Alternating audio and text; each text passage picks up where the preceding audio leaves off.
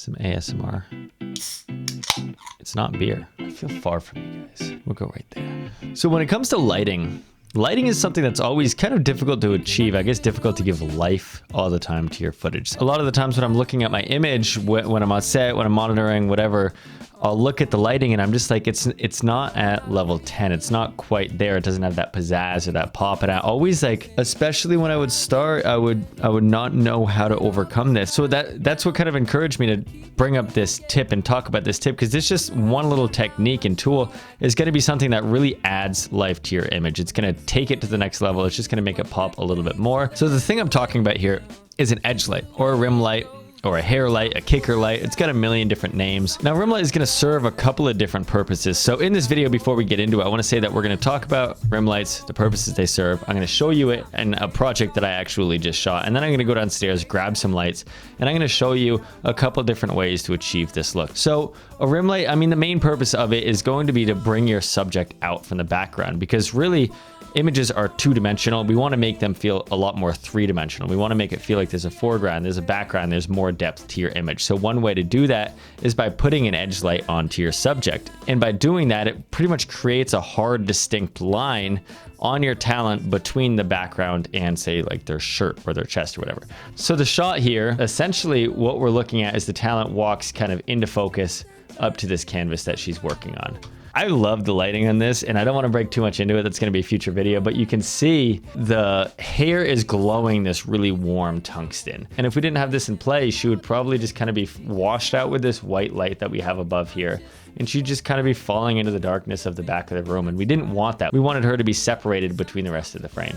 So to do this, I was the DP on this, so I may be wrong, but I believe it was an aperture. I think it was a 600X with a spotlight max mount. And we had a spotlight mount because these are great, just very directional mounts on it. And we just had it just kind of casting in on her shoulder, on her hairline, and on her, and not really spilling anywhere else into the lens too much or into the frame. And then we used the 600X just down at 2700 Kelvin. And I want to say that the camera white balance was, let's figure that out.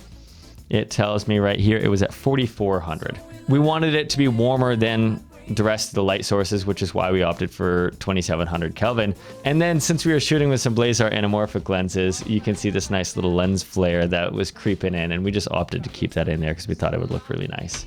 But if we were going to one more shot, this shot is beautiful. I shot it on 100. I love it. Beautiful soft light, and we're looking at it. We just see the three talent here. They're looking over their shoulders, etc., whatever. So a little bit of movement. And again, I'm going to talk about the lighting setup in a future video. But we can see the edge light that is really playing on. We've got this woman in the front. That edge light is really pulling her hair out because her hair is actually pretty much the same darkness as the background. So without this edge light, she would really be falling into the darkness. And that's when we start to get that sandwiching look and feel of our lighting, of our frame. It starts to feel really two-dimensional. So again, this was probably an F22 fixture that we had, an Amaran F22 to a tungsten again.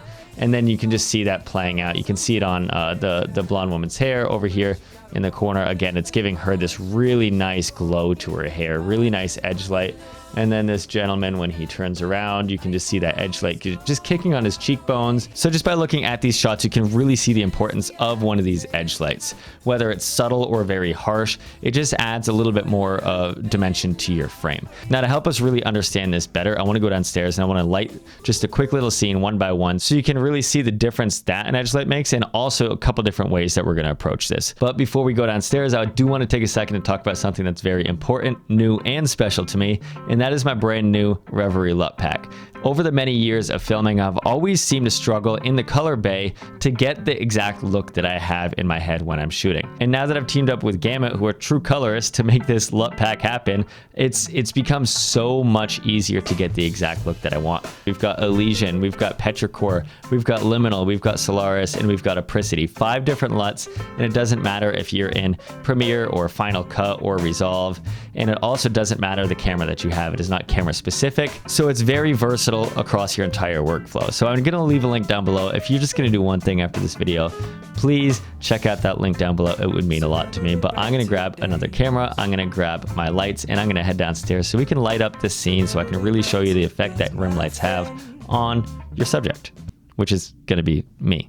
So I'm in this dark, eerie living room right now, and I bet you could see that I'm falling into darkness right here. So let's backtrack a little bit more. To get us up to speed, I've got right here as a key light, this is just an Amaran F22C, and I've just got this boomed over like a little sidey toppy kind of light. I've got the half grid on it, and then I've got the honeycomb grid as well, just to keep this light spilling downward on me.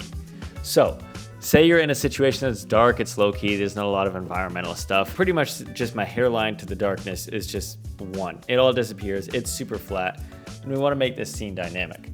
Now, jumping straight into it, one solution for this, say we've only got one light, is practical lights, like household lamps. So this is literally just a Philips Hue bulb that I've got back there.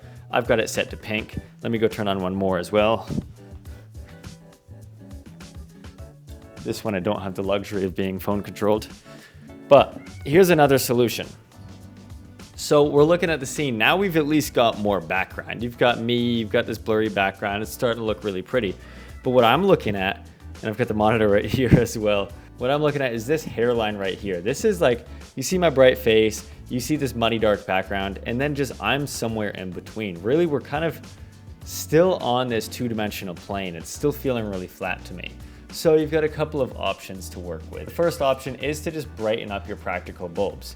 Right now, I've got an ND filter on to darken them, but if I were to brighten them, they might cast a little bit, but really they're not doing all too much. So I want to control that a little bit more. So I'm going to go ahead and bring this down a little bit more. Now this is where adding in a rim light is going to come into effect. We're going to do this in two different ways on kind of two different sides and see how it all looks along the way. The first thing that I want to do is really just bring more attention to here. So I'm going to motivate it off of this practical light. That's a lot of the times what I'll do is throw in a practical light and then motivate my rim light off of that. So I'm just going to try to wrap that around a little bit more and add a fixture here. And what I imagine I'm going to do is use an Amaran F21C because it's a nice soft source. That's a soft area. I want to keep that softness going around. So what I'm going to do is set up that Amaran F21, and I'm going to do the same as I did here, set up the softbox, and we're going to see how that looks. Sunday gets scared of the lights. He doesn't know what to do when there's big lights in the big room. And he's a big Brady baby. Already, let's see. Oh yeah.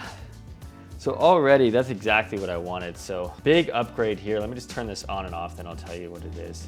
The goal is not to be adding in, or I guess the goal is not to make it look like we're adding more to the scene. We're just augmenting. So less is more when it comes to these edge lights. You don't want it to be too extreme. So I turn it on. It's definitely on the extreme side. I wanted to get the point across. I'm probably gonna dial it down to, I don't know, 1%. There we go. So let's break this down for a second. So the fixture that I just added here is an Amaran F21, just like how I said. And since in this bulb back here, we just had a household, like a Philips Hue bulb, I wanted to Sidus link in my phone, and I just took the picker app in the color and just put it up to the wall. So I matched exactly what the Hue bulb was to the Amaran panel that's right here. And the goal of this is just to be as backy as we can, because it's essentially supposed to be coming from this fixture. So you can see this light is really just out of frame. If I drag it right here, it's completely in frame. So my goal is always to just try to bring it in as close to the edge as we can, kind of hence the name edge light. But like I said before, not every rim light is going to be treated the same. Some of them could be really bright, or they could not be a soft quality light, they could be a hard quality light. Ultimately, it does come down to an artistic choice, but let's say instead of using a soft source, let's see what a hard source looks like instead. So what I want to do is augment this guy right here. So I'm going to take a warm light there, and we're going to treat this as if it's a hard specular light, because I see this area very soft. For this area, I'm seeing a really bright source. So let me just throw in a really hard, edgy source that can maybe just cut in and create some harsh shadows right here. So looking at the monitor, I mean, I knew it would be probably fighting these two when I had this set up. So let's just back off one of these, see what this is doing. So I'm just going to dim this overhead way down to something like that. And now we really start to see this come into play. So let's back out of here. Again, inside this link, just controlling this all. And if I were to just turn this on and off, you can see that this is really pulling me out of the back. So this could be a tasteful type of shot, but if we were to just brighten this way up, you really see that this is like a hard edge of light. And I move my hair out of the way, we're really getting like this really glowy hard edge light. So I really love this type of stuff as well. It's really just feeling out the environment that you're in. So let's just back this out for a little bit, and I'll talk about what we've got here. This is just an Amaran 60X. It's a bicolor light, and on that I've got an aperture Fresnel 2X just to really punch this in, because again, I don't want it to spill outside of the entire frame. I'll show you what that looks like. It's just gonna spill everywhere. You can see it in the back there. And yes, it's hitting me, but we're losing a lot of that quality of light because it's just going everywhere. I just don't like the look of it. So to wrap this out, it's just showing the importance of these edge lights. It's a very small thing, but it really goes a long, long way. And I want to close out with saying that the rim light looks really great on Sunday's face here. Look at how beautiful of a golden boy he is. I think he looks amazing. So that's the end of this video. I love you all. If you saw the part earlier on about my LUTs, I really would love it if you just like hopped on over there and checked those out now. But that's all. I love you, and use rim lights on your next shoot. And that's all. Bye-bye.